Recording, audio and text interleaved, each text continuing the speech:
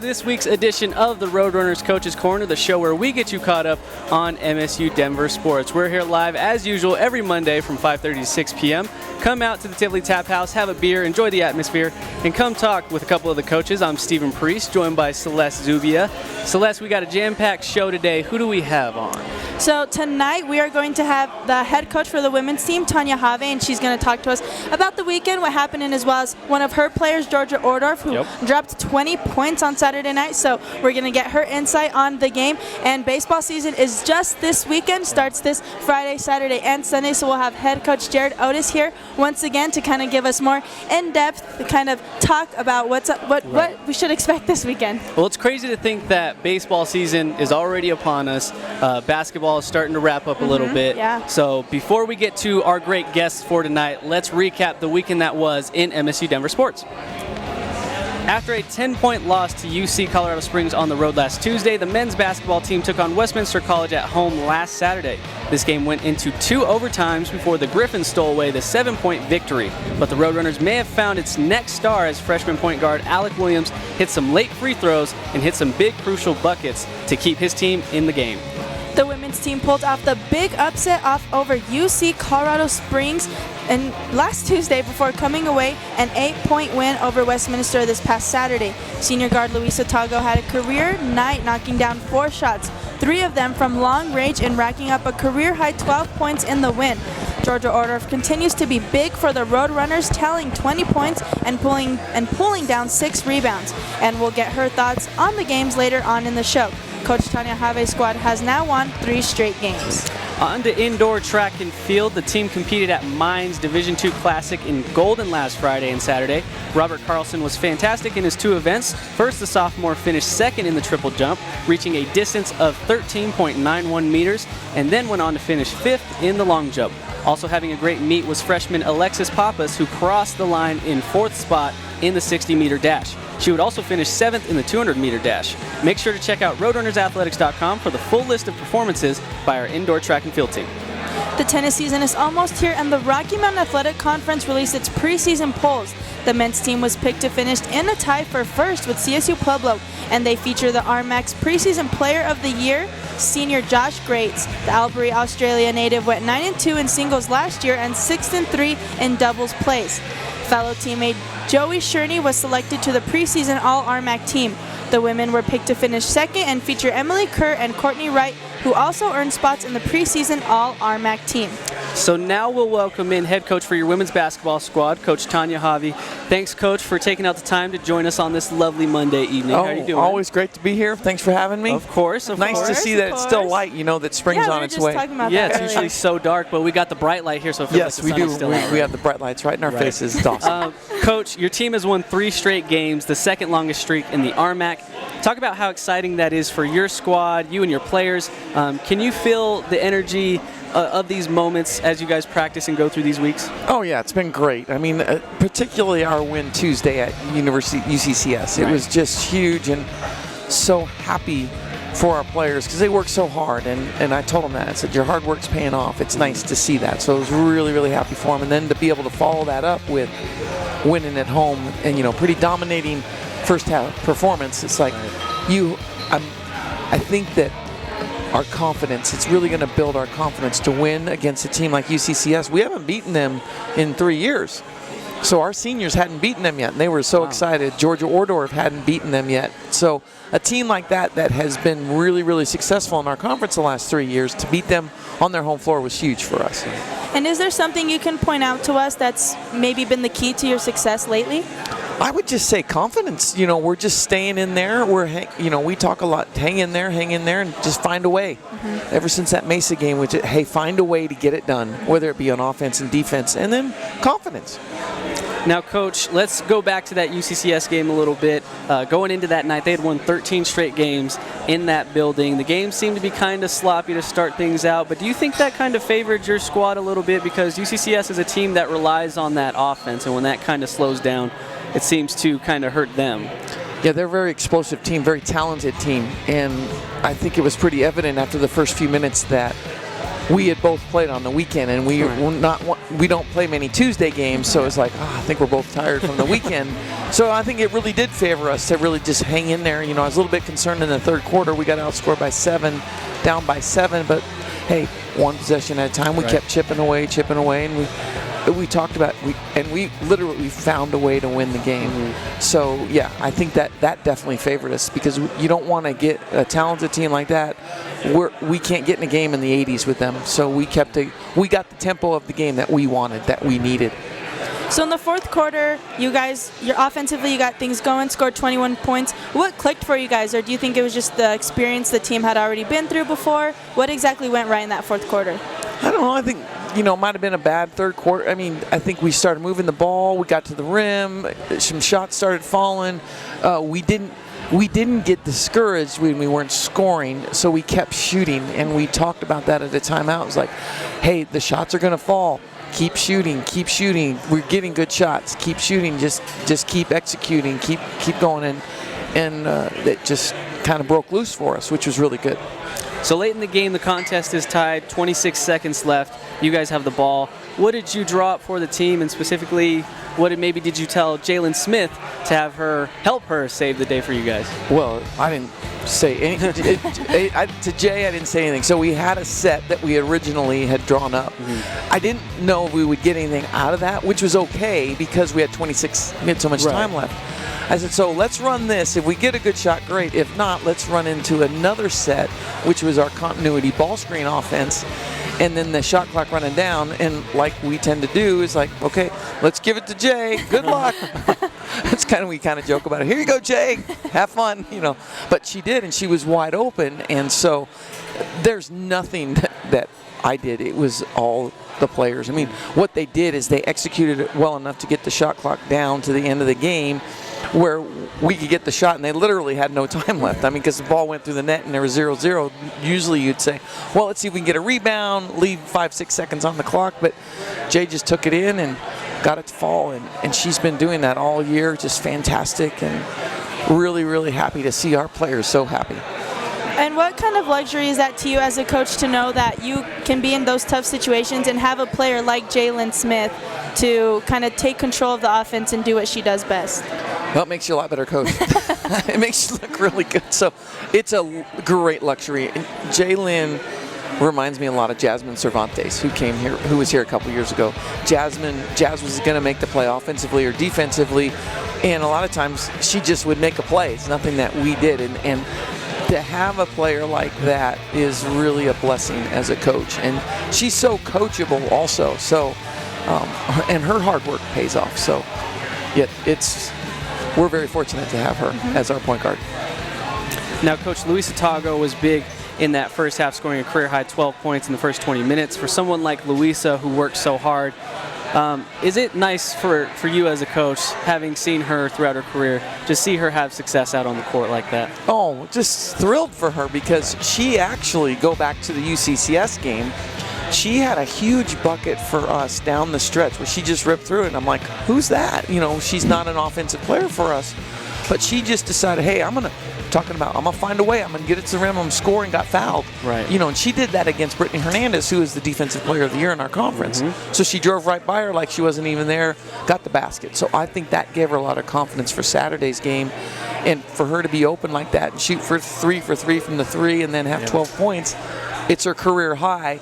It's so nice because she works so hard, and it's really nice to see that kind of production for her as a senior. Right. So going to the game on Saturday, basketball is a game of runs, and the Griffins, they made an incredible run in the fourth quarter, and you talked to us after the game and saying that the lead will evaporate if you guys, just let it, be and kind of not really pay attention to it. So they got within 5 with a minute and a half left, but you guys went 4 for 4 from the free throw line. What was the key to that, and what did you learn from that? Well, I think part of their comeback, I think when we lost Jay, hurt our tempo just a little bit. But going to your question, getting the ball to the right players to shoot the free throws, I think it was Janae Squire shot 2, and was it Georgia that, I can't remember who shot the last 2. I know Janae Squire shot 2 of them. But we want to get our players, we talk to them, keep your composure, meet your passes, be strong with the ball, they're going to foul. And then we had the concentration to make those free throws. We knew they were going to foul. So to be able to do that and put the game away was big. didn't like giving up the big lead, but at the same time with Jalen out and able to hold on and keep our composure to hold on like that, I think that, again, we're talking about experiences and making our team better. So even though you didn't like to go through the experience of having them come back, we got another experience of, okay, we've got to maintain focus here because those things are going to happen on the road. So people are going to come back, or you have to weather a lot of storms in every game. So weathering that storm, I think, will benefit us down the road. Last question for you, Coach. You guys are back to the road, heading north to take on Black Hill State, South Dakota School of Mines. What's the emphasis this week? Because all three of you guys are in a mix for a playoff spot. So what's kind of like the emphasis this week as you head up? Just a huge weekend that's going to be tough games on the road. Winnable, but they're going to be close games.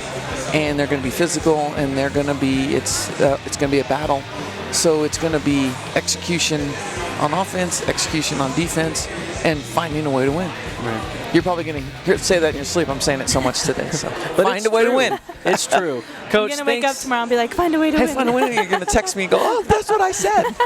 Coach, as always, thanks so much for joining us on the show. Safe travels this weekend, and hopefully you can come away with a couple of wins. Well, have a great week also. Thank you. Thank you, Coach. Remember, just because they're going on the road doesn't mean you can't keep up with them or watch. You can keep up with the squad on RoadrunnersAthletics.com, watch the games on Portal Stretch, so be sure to watch our ladies as they push for an RMAC playoff spot. Coming up next, we will talk with head coach of your men's baseball team, Jerrid Oates. You don't want to miss that next.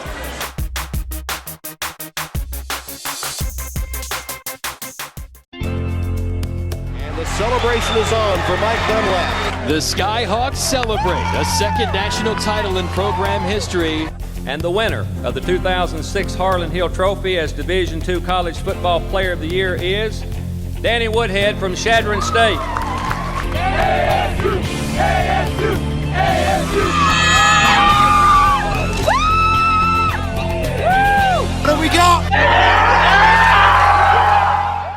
Are you a college student that needs a place to live? Are you still living with your parents and want your own space? The Regency Student Housing is perfect for you. The community offers many amenities such as a fitness center, 2 basketball courts, big screen amphitheater, all-you-can-eat dining hall, bowling alley, arcade, free parking, and a shuttle to and from the Auraria campus. For more information, please call 303-477-1950 or visit our website at regencystudenthousing.com.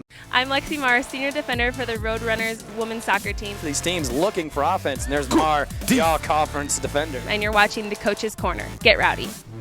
I'm Anthony Grant, Director of Athletics at MSU Denver. It's because of your generosity and support that our athletic programs have been able to achieve sustained success and continue to be one of the top athletic departments in the nation. And you're watching the Coach's Corner. Get rowdy. Welcome back to the Roadrunners Coach's Corner. We're now joined by our most recent, most prized head coach. He joins us for a second week in a row.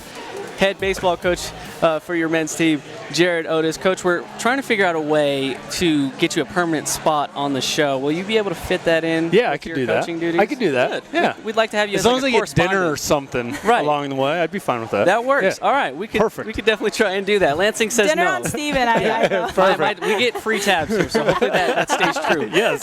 Coach, you play your first game of the season at home this Friday at noon.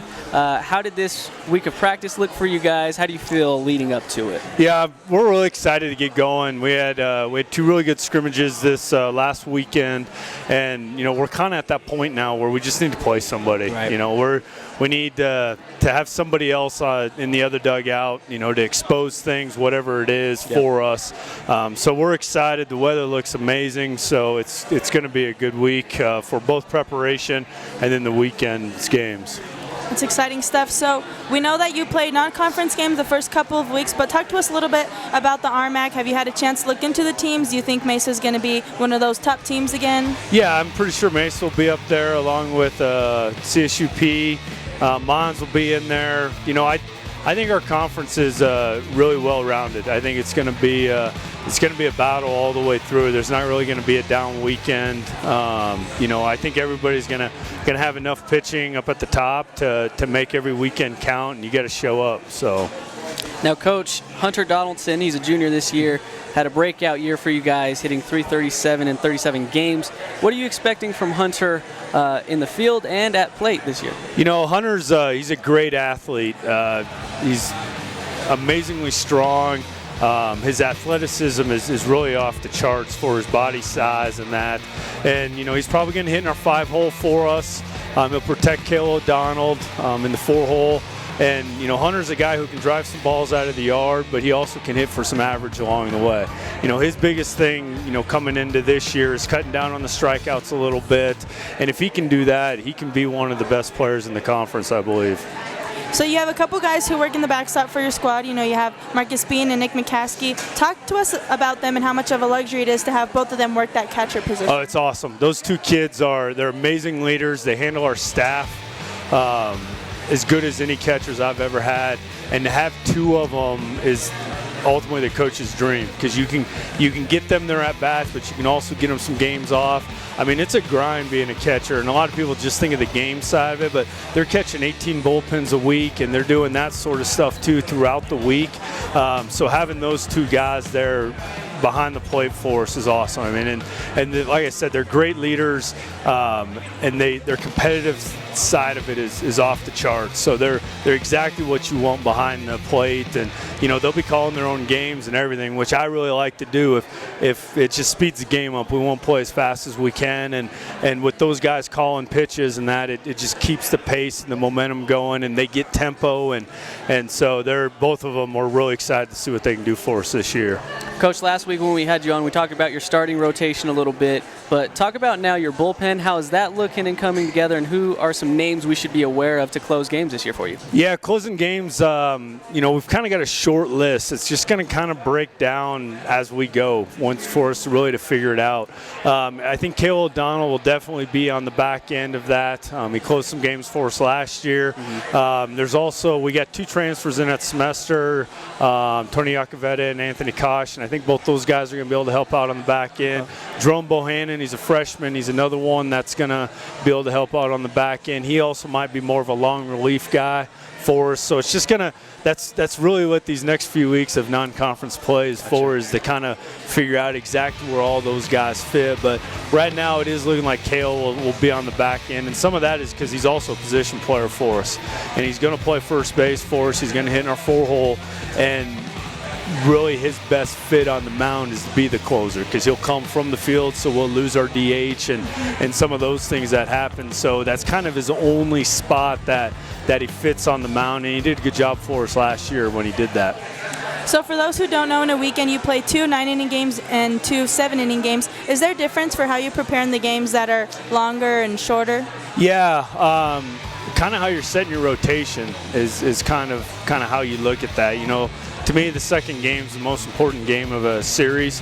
You know, Friday's going to be obviously your win-loss, but game 2, you either can go up 2-0 or you can even a series at 1-1. So, and then we try and put our guys that we can give 5-6 innings for sure. We try and keep them in the 7-inning ball game, because then you're looking at, if you can get 6 innings out of them, you just need your closer, so then you can save your bullpen for the Friday and Sunday when you are playing the 9 innings and the couple of extra innings that come with that. And so you really look to kind of manage that bullpen on day 2 with your starters. And last question. So I know you've been looking at the weather because it's Colorado and you never know. What do you think the fans should expect, like weather-wise, if they come to the Regency Athletic Complex this weekend? I think this weekend we're going to have good weather. I think there might be a little bit of wind, but it looks like we're going to have some sun and mid-50s. So we're going to take it and run with it. Now, Coach, before we send you out of here, I got to know, when you are coaching a game, when you're watching a game unfold, what type of energy do you like to bring to a game? Do you like to more observe and be deep in thought, or do you like to try and expend some of that energy, get your guys riled up? How do you approach these games? I think it just kind of depends on situations and that. I can be a fiery guy, but I also try and kind of keep my cool, because ultimately I'm going to be a reflection of what our guys do. So if they see me panic, they may panic. So. But there are moments where I do get excited, especially, you know, when we make plus defensive plays and some of those things. So, Coach, can we pencil you in then for next week on a spot on the show? Yeah, as long as I get dinner. All right. Sounds good. We'll bring you back in. Coach, best of luck to you guys this weekend. We can't wait to see you guys get out there and play somebody. Thanks for having me. Fun. Be sure to come out and watch the squad. They'll get things underway with Nebraska-Kearney, so you don't want to miss that. That'll be on Portal Stretch if you'd like to tune in, or come out to the Regency Athletic Complex and check it out. Coming up next, we'll speak with Georgia Ohrdorf from your women's basketball squad to see how the season is wrapping up for her. You don't want to miss that next on the Roadrunners Coaches Corner.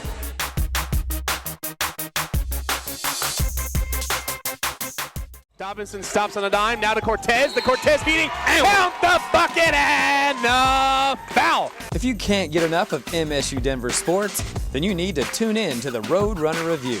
Get into the game with exclusive highlights, interviews, player stories, and of course the top plays that will have you jumping out of your seat. You can catch all the action on Comcast CET and at RoadrunnersAthletics.com. Hey, nice job! Great spot! Brought to you by your #1 volume Nissan dealer, Tynan's Nissan. Come in today and choose from nearly 1,200 new Nissans. Get 0% for 72 months with no payments for 90 days. During the Bottom Line event, lease the new Altima for only $149 per month. Gives you both efficiency and performance. Looking for an SUV? Then choose the all-wheel drive Rogue at just $159 per month. Also available with optional third row seats. Bottom Line savings at Tynan's Nissan in Aurora and Fort Collins. I'm Raquel Torres, senior guard for the women's basketball team. Winners, and there's Torres, three-point shot up and good. There it goes. Raquel Torres, the trifecta. And you're watching the Coaches Corner. Get rowdy. I'm Andre Harris, senior center for the Roadrunners men's basketball team. And here's Andre Harris with the jam, bobbing and weaving through traffic. And you're watching the Coaches Corner. Get rowdy. Thanks for sticking with us here on the Roadrunners Coaches Corner. Be sure to keep up with everything MSU Denver sports related at RoadrunnersAthletics.com. We now say hello to junior forward of your women's basketball squad, Georgia Ohrdorf. Georgia, how you doing tonight? I'm doing good, thank you. Awesome. Thanks for taking out the time to join us. You guys as a team must be in a great mood. 3-game win streak. Yeah. Talk about how exciting that is for you guys right now. So the pinnacle was definitely last Tuesday night when we won right on the buzzer. That was a very, very exciting game for us because we haven't really, since I've been here, we haven't beat UCCS on their home floor. So to get that win on the road on a Tuesday, especially because we were quite tired, it's it brought a lot of momentum into practice that week, and then we just wanted to carry that onto Saturday, and luckily we did. But we're just really hyped at the moment. We think we're finally hitting our stride in the right time of the season. So can you tell us what the difference has been these last 3 games that has led to those, that 3-game win streak? I think we're just working together more, and we've been digging deeper, within ourselves kind of thing, to grind games out. We haven't really had that the past few years I've been here, that ability to just keep pushing even though things are getting hard. So I think our mental state is a lot better than it has been, and we're ready to go to the end of the season now. Now, Georgia, you mentioned that UCCS game. Take us back to that game. It wasn't the prettiest, but you guys were able to get the win. Talk about, as a player, what it was like seeing Jalen get that bucket in the expiring moments of the game. Yeah, so I think everyone was kind of I don't want to shoot. I don't want to shoot. Johnny said in the locker room, she's I could have shot that 3, but I didn't want to. So we're all kind of who's going to score? Who's going to score? And, of course, it's Jay. She's the little workhorse.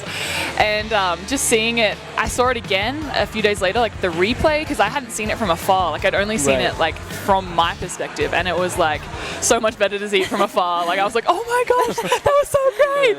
Yeah, so it was just a really great feeling, to see it and just to be a part of it. It was really great.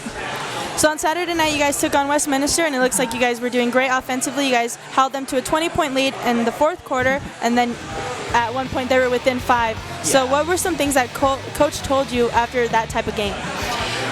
She was I'm very proud of you, but we can't let teams do that. Once you get up, you have to keep that lead, which is, something we've struggled with in the past. We haven't really been doing it too much this season, but I think that game, just the fatigue, and I think we didn't go in with at halftime, after we came back out, we didn't go back with 0-0. We knew we were up, so I think we kind of stepped off the gas pedal a little bit. But she was we found a way to win and on our home floor, so that's all that really matters in the end. But we can't do that against like the better teams up there, otherwise we'll lose the game. Now, from your perspective, how do you think your season has gone thus far? And then talk about maybe how things changed for you when Emily Hardigan went out. Yeah, so I think I've been pretty consistent this year. I've struggled in the past with my consistency. I feel pressure a lot, so like to score and things like that. So I think I've tried to take that off myself a little bit and like help other people out. And yeah, once Emily was out, it kind of threw me a little bit because we've played together. We're very close off the court as well. So not having like my best friend playing with me is kind of been a bit difficult, but you know, I kind of play for her now. I'm like, she can't be doing it, so I have to step up my game for her and for the team. So it'll just be great to have her back next year. So let's get to know Georgia a little bit. So you come all the way from Wollongong, Australia. So how did you end up in downtown Denver? So one practice I had back home, my coach was like, I have a lady here, she's a coach from Metro State. She wants to meet you. And I was like, Metro State? Like, what? What? This walks in Coach Haave, who's a very big lady, and I had no idea who she was. Everyone over here knows, like, she played for Tennessee, like, she played professionally, like, she's this huge thing. I had no idea who she was. So I just got to know her, I started talking to her, and she offered me a full ride just based on, like, email and watching film of me. So it was kind of hard to say no to someone who wants you that badly. Like, they haven't seen me play in person, really. So, and I came and visited it, and I fell in love, and I'm here. Been back for 3 years, so I must really like it. That's awesome. Now, on your Roadrunners profile on roadrunnersathletics.com, it says you're a biology major with a minor in chemistry. I am. Is that still? So that's still the case? That's still the case. So what are the plans then after graduation? You still got a year, so that's you're a fine, great question. What do you want to do with all that? I'm not really sure. I think I'm going to go back home probably and try to sort myself out. Something in the biology field, maybe medicine, health, something like that, but I'm not 100% locked in. If you guys have any suggestions, I'll really be open.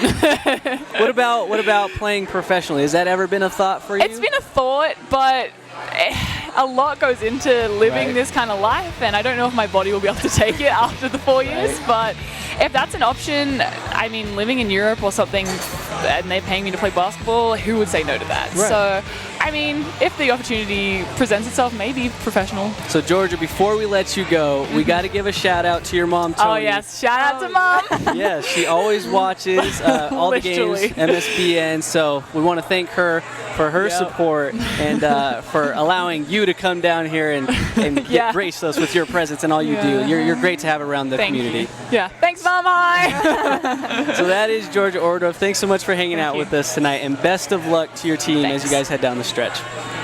All right, before we let you all go, it's time to let you know what's ahead for the red and blue in the upcoming schedule. We'll start with our basketball teams. After a one-game homestand, they'll hit the road for 2 more games on Friday night. The red and blue will take on the Yellow Jackets from Black Hills State in Spearfish, South Dakota. Those games will tip off at 5:30 p.m. for the women and 7:30 p.m. for the men. Then they'll head to Rapid City, South Dakota for a matchup with South Dakota School of Mines on Saturday night.